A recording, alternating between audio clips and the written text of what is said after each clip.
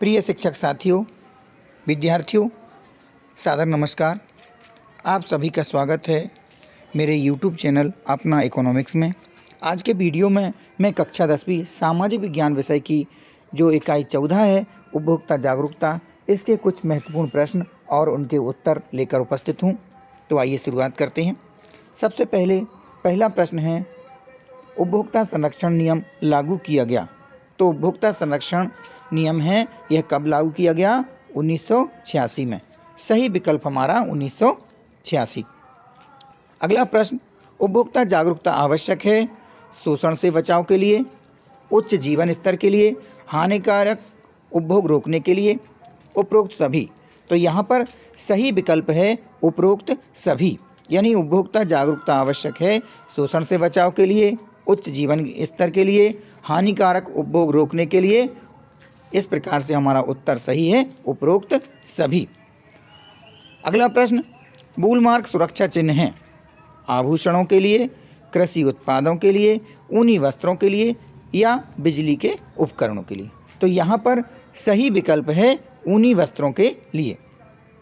अगला प्रश्न, उत्पादक वस्तु की गुणवत्ता एवं कीमत के संबंध में मनमानी कर सकते हैं। उत्पादक वस्तु की गुणवत्ता एवं कीमत के संबंध में मनमानी कर सकते हैं। तो यह कौन सा बाजार है? एकाधिकार बाजार है। सही विकल्प हमें लगाना है एकाधिकार बाजार में। हॉलमार्क सुरक्षा चिन्ह है। अगले प्रश्न में पूछा गया है, हॉलमार्क सुरक्षा चिन्ह है आभूषणों के लिए, कृषि उत्पादों के लिए, इलेक्ट्रॉनिक उपकरण के लिए, उपर्युक्त में से कोई नहीं। तो हॉलमार्क सुरक्षा चिन्ह जो रहते हैं वो आभूषणों के लिए रहते हैं। अगला प्रश्न, भारत में राष्ट्रीय उपभोक्ता दिवस मनाया जाता है।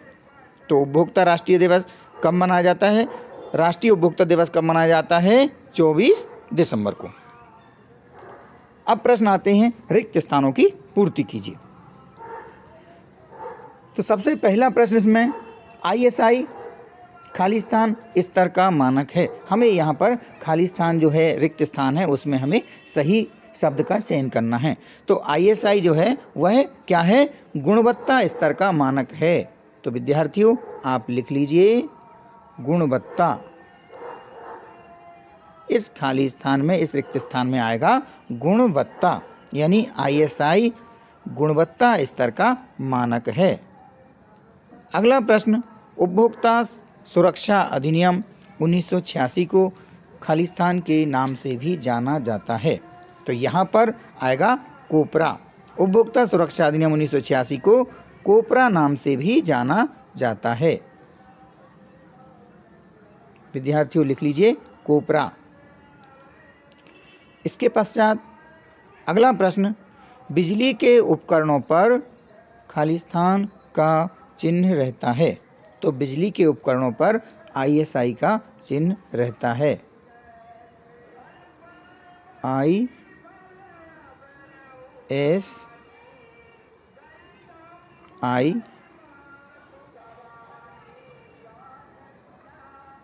बिजली के उपकरणों पर कौन सा चिन्ह होता है?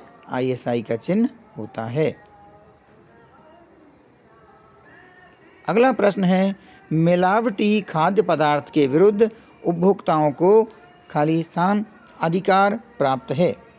तो यहाँ पर आएगा वस्तुओं और सेवाओं की जानकारी का। क्या आएगा? वस्तुओं और सेवाओं की जानकारी का। तो यहाँ पे आप लिख लीजिएगा मिलावटी खाद्य पदार्थ के विरुद्ध उपभोक्ताओं को वस्तुओं और सेवाओं की जानकारी का अधिकार प्राप्त है। अगला प्रश्न, वस्तु की पूर्ति होते हुए उसका अभाव बताना रिक्त स्थान कहलाता है। तो यहाँ पे आएगा विद्यार्थियों काला बाजारी। काला बाजारी।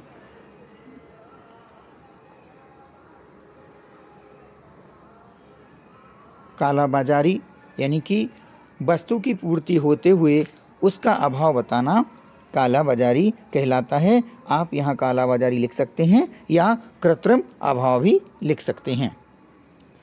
अगला प्रश्न है, एगमार्क रिक्त स्थान संबंधी उत्पादों पर लगाया जाता है। तो एगमार्क का जो चिन्ह है वह कृषि उत्पादों यानी कि कृषि संबंधी उत्पादों पर लगाया जाता है। इस प्रकार से हमारे रिक्त स्थानों की पूर्ति भी हो गई।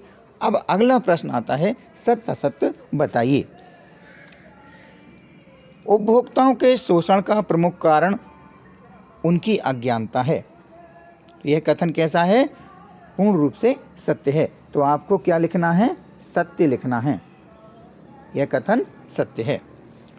उपभोक्ताओं की सुरक्षा अधिनियम, उपभोक्ता सुरक्षा अधिनियम 1986 में पारित किया गया।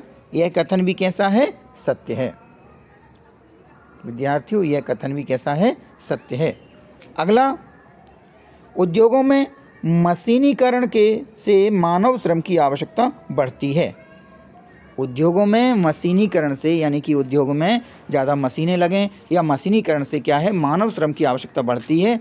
तो यह कथन असत्य है, क्योंकि यदि उद्योगों में मशीनें जब ज़्यादा लगेंगी, मशीनीकरण आएगा, तो श्रम की आवश्यकता कम होगी। इस कारण से यह कथन कैसा है? असत्य है।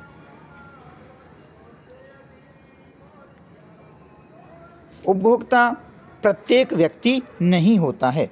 अगला प्रश्न है कि उपभोक्ता प्रत्येक व्यक्ति नहीं होता। तो यह कथन भी कैसा है? असत्य है। क्यों? क्योंकि उपभोक्ता प्रत्येक व्यक्ति होता है, सभी व्यक्ति उपभोक्ता हैं, इसलिए यह कथन भी कैसा है? असत्य है। अगला प्रश्न, उत्पादक कार्यों में पूंजी लगाने को विनियोग कहा जाता है। विद्यार्थियों, प्रश्न को एक बार मैं दोहराता हूं। उत्पादक कार्यों में पूंजी लगाने को विनियोग कहा जाता है। यह कथन सत्य है। जो उत्पादन के कार्यों में हम पूंजी को लगाएंगे वह क्या है? विनियोग कहलाता है। 18वां प्रश्न, किसी वस्तु के उत्पादन एवं वितरण पर किसी एक उत्पादक अथवा उत्पादक समूह का अधिकार होना चाहिए। तो यह कथन कैसा है? असत्य है, क्योंकि किसी भी वस्तु पर, किसी के वस्तु के उत्पादन पर, उसके वितरण पर किसी एक व्यक्ति का, एक उत्पादक का अधिकार नहीं होना चाहिए। तो ये कैसा कथन है? असत्य है। तो इस प्रकार से हमारे सत्य असत्य प्रश्नों के बाद अब हम देखते हैं, एक शब्द में उत्तर दीजिए। प्रश्न है, राष्ट्रीय उपभोक्ता दिवस कब मनाया जाता है? इसका सही उत्तर है 24 दिसंबर को। प्रत्येक वर्ष 24 दिसंबर को राष्ट्रीय उपभोक्ता दिवस मनाया जाता है। वस्तु या सेवा के खरीदार को क्या कहते हैं? तो वस्तु या सेवा के खरीदार को उपभोक्ता कहते हैं। अगला प्रश्न, सूचना प्राप्त करने का अधिकार, जिसे हम राइट टू इंफॉर्मेशन कहते हैं, आरटीआई, किस वर्ष में पारित किया गया?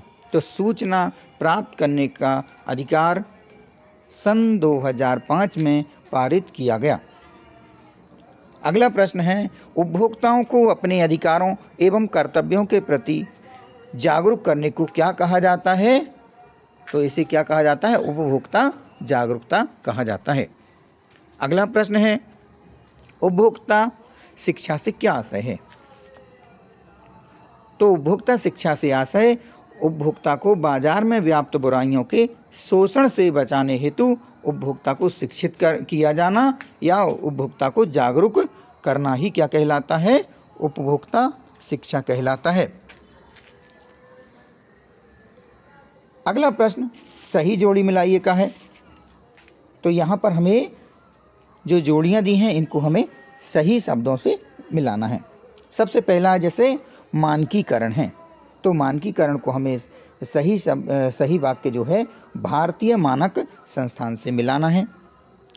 आईएसआई को हमें मिलाना है औद्योगिक वस्तुओं से। उपभोक्ता शोषण को मिलाना है कालाबाजारी से, यानी जब कालाबाजारी होगी तो उपभोक्ताओं का शोषण होगा।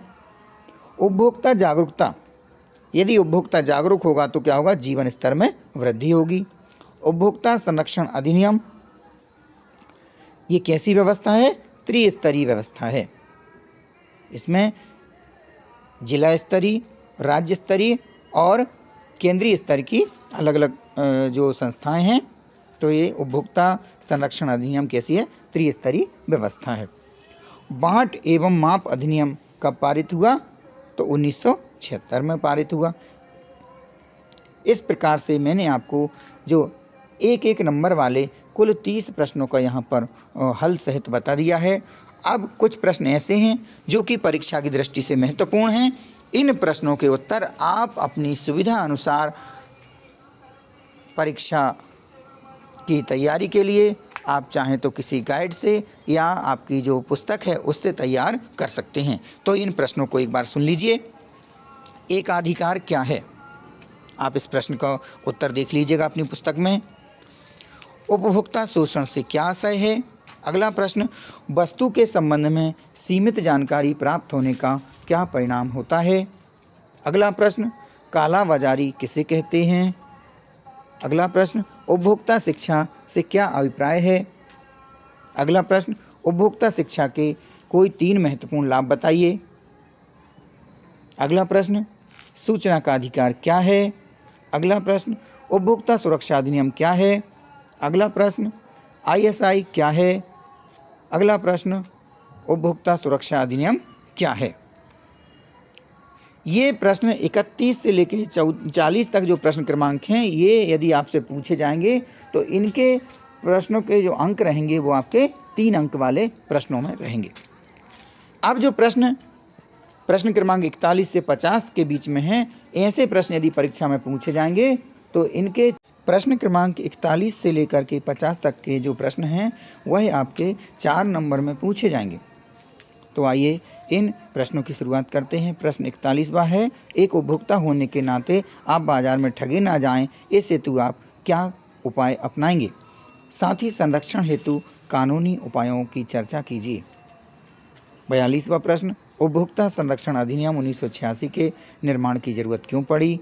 प्रश्न 43वां, भारत में उपभोक्ता आंदोलन की शुरुआत किन कारणों से हुई, इसके विकास के बारे में पता लगाइए। 44वां प्रश्न है, कुछ ऐसे कारकों की चर्चा करें जिनसे उपभोक्ता का शोषण होता है। 45वां प्रश्न, मान लीजिए आप शहद की बोतल और बिस्किट का एक पैकेट खरीदते हैं तो खरीदते समय आप कौन सा लोगो या चिन्ह देखेंगे और क्यों देखेंगे? प्रश्न 46वां, उपभोक्ता अपनी एकजुटता का प्रदर्शन कैसे कर सकते हैं? 47वां प्रश्न है, उपभोक्ताओं के कुछ अधिकारों को बताएं और प्रत्येक अधिकार पर कुछ पंक्तियां लिखें। 48वां प्रश्न, भारत में उपभोक्ता आंदोलन की प्रगति की समीक्षा करें। 49वां प्रश्न, क्षतिपूर्ति का अधिकार क्या है? 50वां प्रश्न है, सुरक्षा का अधिनियम क्या है, समझाइए। तो विद्यार्थियों, मैं आपके लिए इन 50 प्रश्नों को लेकर आया हूं। इन 50 प्रश्नों में से मैंने आपको 30 प्रश्नों के उत्तर तो आपको अभी हल करा दिए हैं।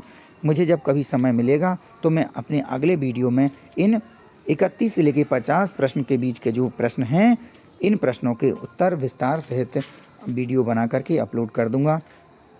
आप सभी बने रहें मेरे इस चैनल के साथ। अपना इकोनॉमिक्स चैनल को यदि आपने अभी तक सब्सक्राइब नहीं किया है तो सब्सक्राइब कर लें, ताकि आपको मेरे द्वारा बनाए जा रहे वीडियो का नोटिफिकेशन मिल सके। क्योंकि मैं आपके लिए कक्षा 9वीं और 10वीं के विद्यार्थियों के लिए सामाजिक विज्ञान विषय के संबंध में वीडियो लेकर उपस्थित होता रहता हूं, अपलोड करता रहता हूं। और कक्षा 11वीं और 12वीं में अर्थशास्त्र विषय के वीडियो मैं इस चैनल पर अपलोड कर रहा हूं।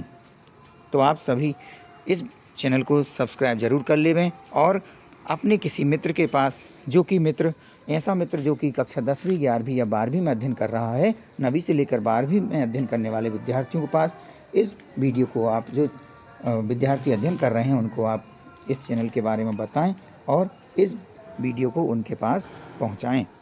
जानकारी अच्छी लगी हो तो वीडियो को लाइक करें, और यदि किसी प्रकार के मन में कोई समस्या उठ रही हो, कोई प्रश्न मन में बन रहा हो तो कमेंट बॉक्स में ज़रूर लिखें, ताकि मैं आपके लिए उस समस्या का समाधान अगले वीडियो में लेके आ सकूं। आप सभी का बहुत बहुत धन्यवाद।